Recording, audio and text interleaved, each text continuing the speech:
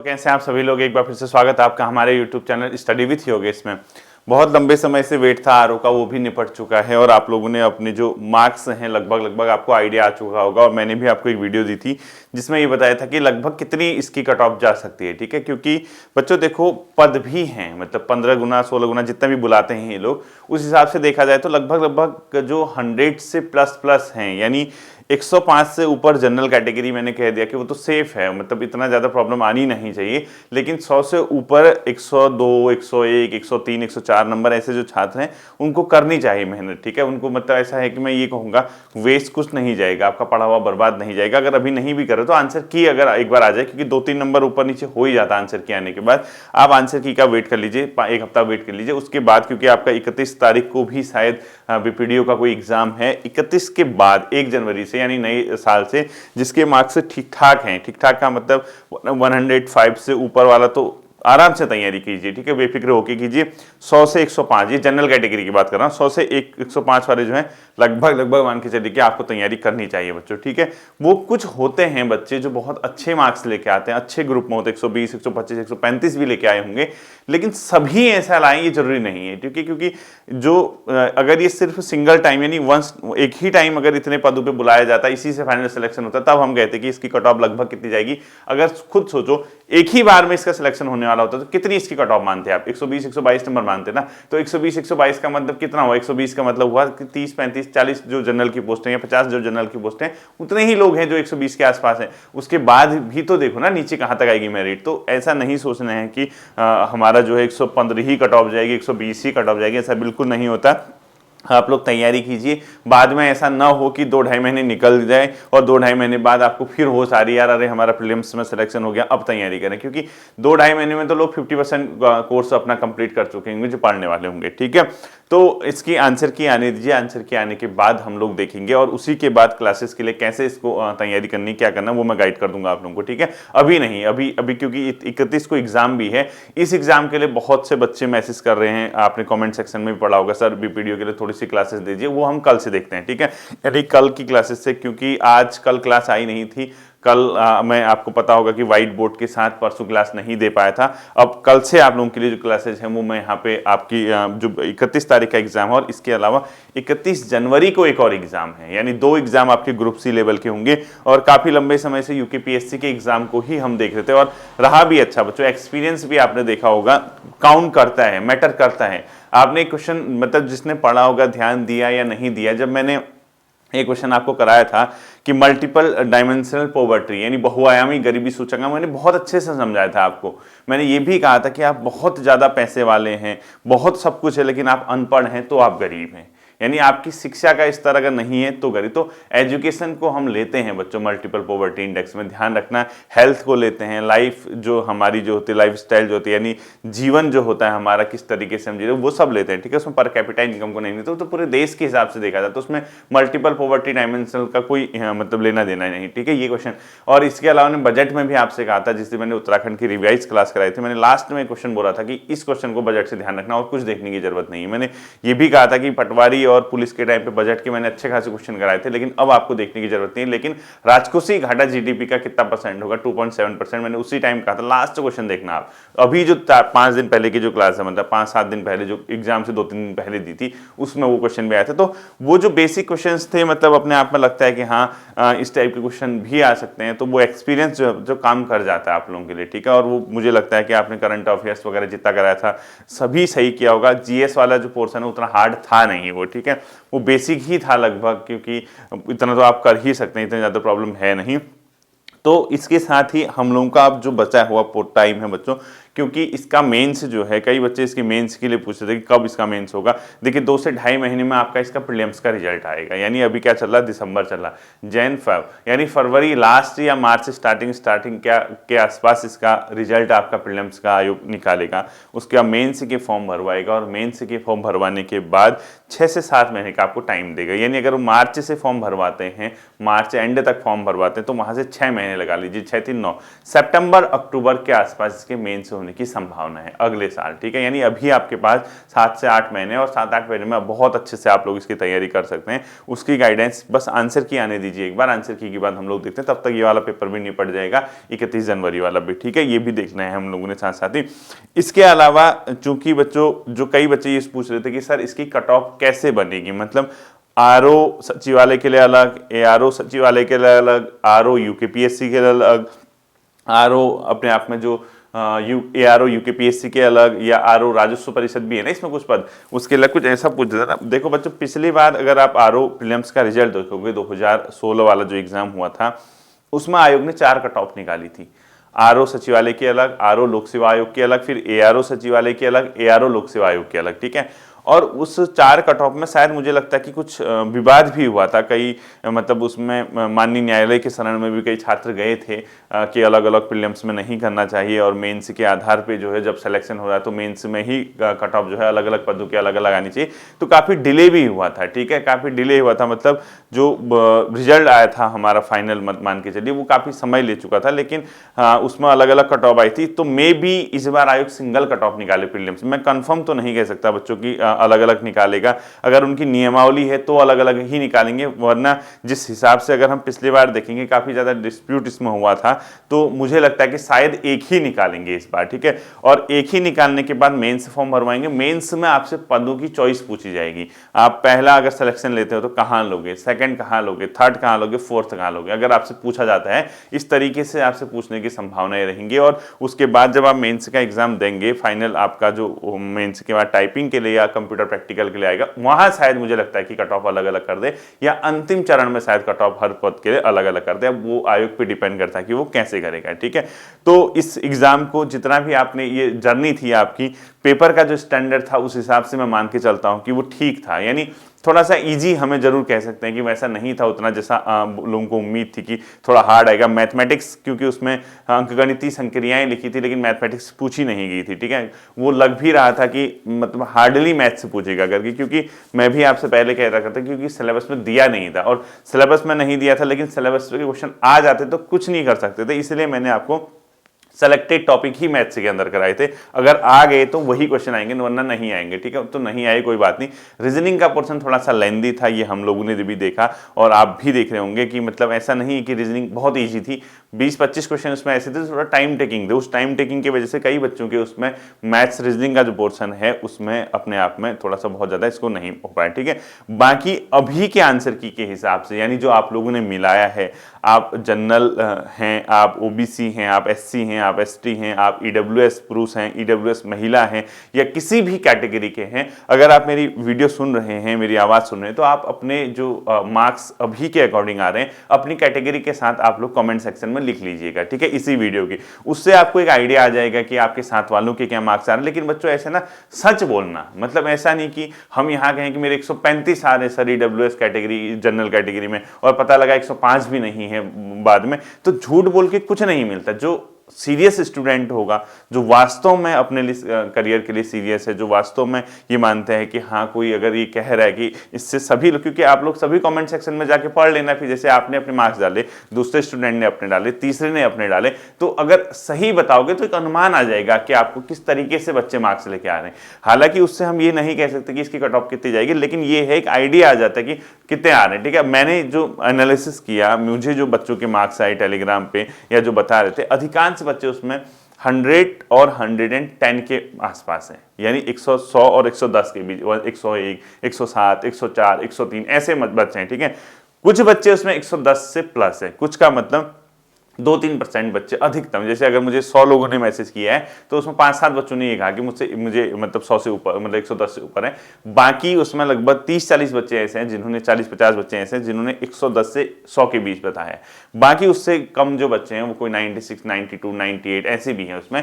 तो comment section में जाके आप लोग कमेंट में लिख लीजिएगा कि आपकी कैटेगरी, जैसे ऐसे लिख दिया उसमें जैसे सर नाम जनरल के 107 इस तरह, ठीक है, जैसे कह दिया विमेन ईडब्ल्यूएस, 102 इस तरीके से, ठीक है, मेल ईडब्ल्यूएस। इससे आपको एक आइडिया आ जाएगा कि हाँ लगभग लगभग हमारे साथियों के कितने मार्क्स आ रहे हैं। और इसके मेंस की तैयारी करने के लिए थोड़ा सा आप आंसर की का वेट कर लीजिए। आंसर की के आने के बाद आपको सबको अपने मार्क्स पता चल जाएंगे, एग्जैक्ट आपके कितने आ रहे हैं। उसके आधार पर आप लोग अपनी प्लानिंग करना, ठीक है। प्लानिंग करने का मतलब है कि क्योंकि समय बहुत है बच्चों, और ऐसा नहीं है, मैंने आपसे पहले भी कहा था, इसका मेंस ऐसा नहीं है कि आप नहीं कर सकते। ये बहुत मतलब एक प्रकार से 200 नंबर का तो आपका ऑब्जेक्टिव ही पेपर है उसमें। अब 200 नंबर के ऑब्जेक्टिव पेपर का मतलब आप जानते हैं कि 200 नंबर के ऑब्जेक्टिव पेपर के आधार पे आप मेरिट को बहुत ज्यादा चेंजेस ला सकते हैं अगर आपने अच्छा स्कोर वहां कर दिया, ठीक है। तो इसकी डिस्कस हम फिर करेंगे।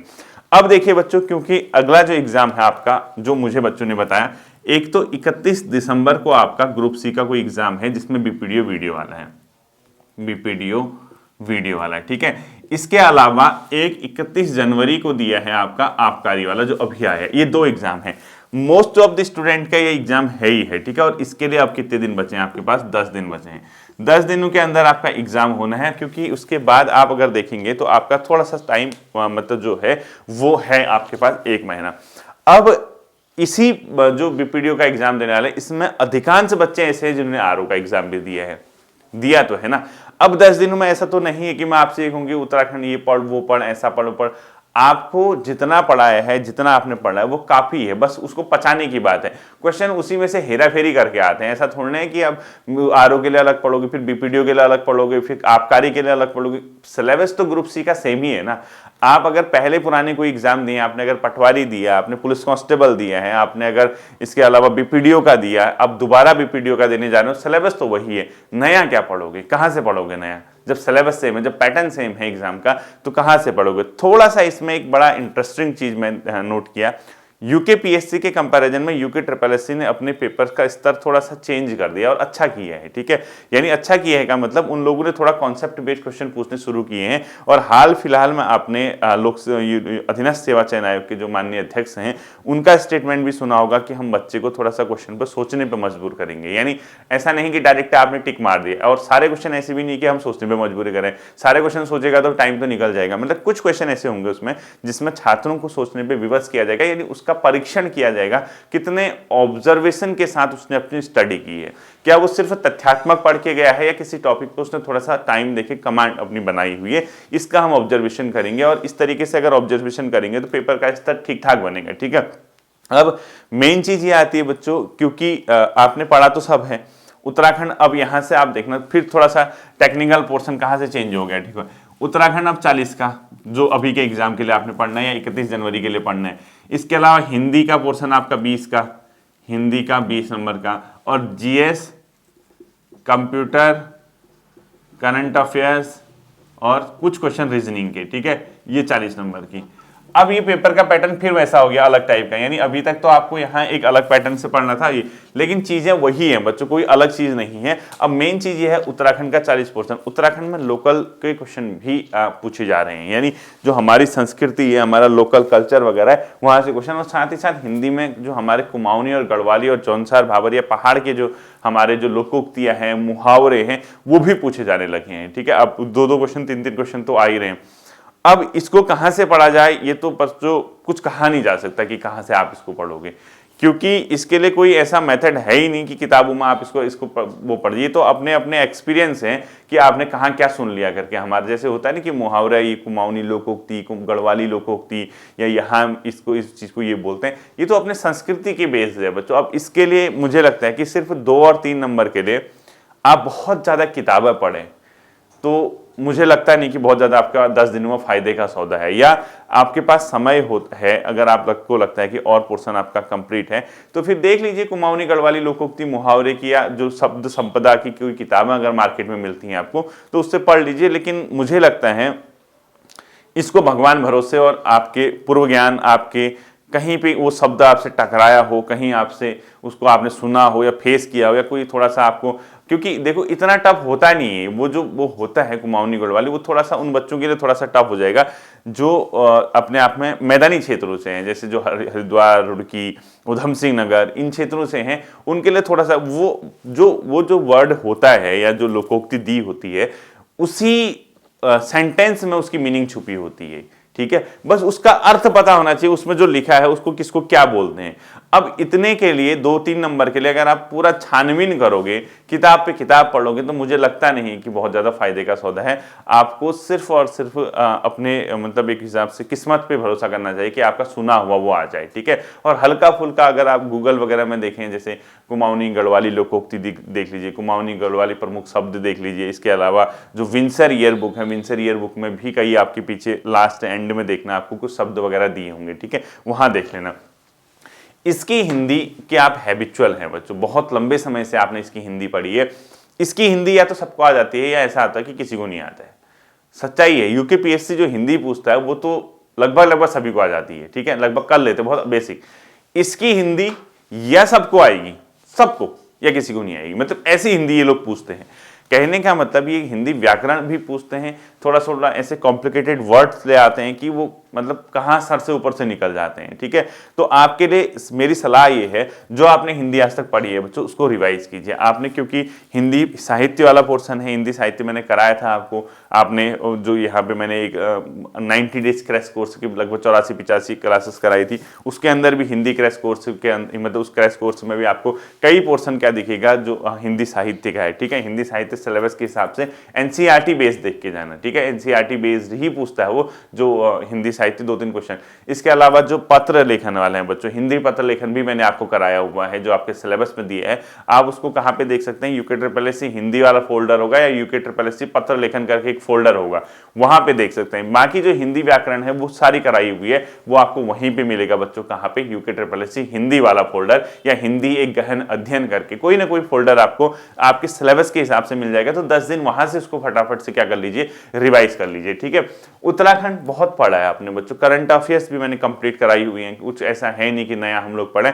तो मेरी रिक्वेस्ट है, क्योंकि इस बार यूकेपीएससी की तर्ज पे यूके भी मे भी आपसे करंट अफेयर्स के क्वेश्चन पूछे उत्तराखंड के, तो उत्तराखंड के करंट अफेयर्स मैंने पर्याप्त मात्रा में कराए हैं बच्चों। आपको ऐसा नहीं है कि आपको करंट अफेयर्स नहीं कराए हैं, पर्याप्त मात्रा में आपको करंट अफेयर्स कराई हैं। आप चेक कर लीजिए, प्लेलिस्ट में जाइए और करंट अफेयर्स की क्लासेस को देखिए। जिसने नहीं पढ़ा है, ऐसा नहीं है कि आप उसको छोड़ दें, आप उसको स्किप कर दें या आप उसको भूल जाएं। जिसने पढ़ा है उसके लिए अच्छा है, जिसने नहीं पढ़ा है सारा मटेरियल आपको दिया है। बाकी उत्तराखंड का इतिहास, उत्तराखंड का भूगोल, परीक्षावाणी, ये सब चीजें पढ़ाई गई हैं और आपने नहीं पढ़ी हैं तो फिर आप उसको 10 दिनों के अंदर रिवाइज कीजिए। अगर आपके पास लिखा हुआ मटेरियल है, आपने पहले देखा है, तो आप उसको 10 दिनों के अंदर रिवाइज कीजिए। क्योंकि मैं ये मान के चल रहा हूँ मोस्ट ऑफ द स्टूडेंट इसमें वही हैं जो प्रीवियस एग्जाम दे के आए हुए हैं, यानी आरओ भी दिया है, जिन्होंने बीपीडीओ भी दिया है, जिन्होंने पटवारी भी दिया है, सब एग्जाम दिए। तो इसमें करोगे क्या, रिविजन के अलावा कोई ऑप्शन है बताओ, कोई नई चीज है जो मतलब सर अपने ओर से दे सके आपको, तो मुझे बताइए कमेंट सेक्शन में, सर ये पोर्शन करा दीजिए, मैं कराने को तैयार हूं। लेकिन मैं खुद जानता हूं कि इस समय पे रिवीजन के अलावा कोई विकल्प है ही नहीं।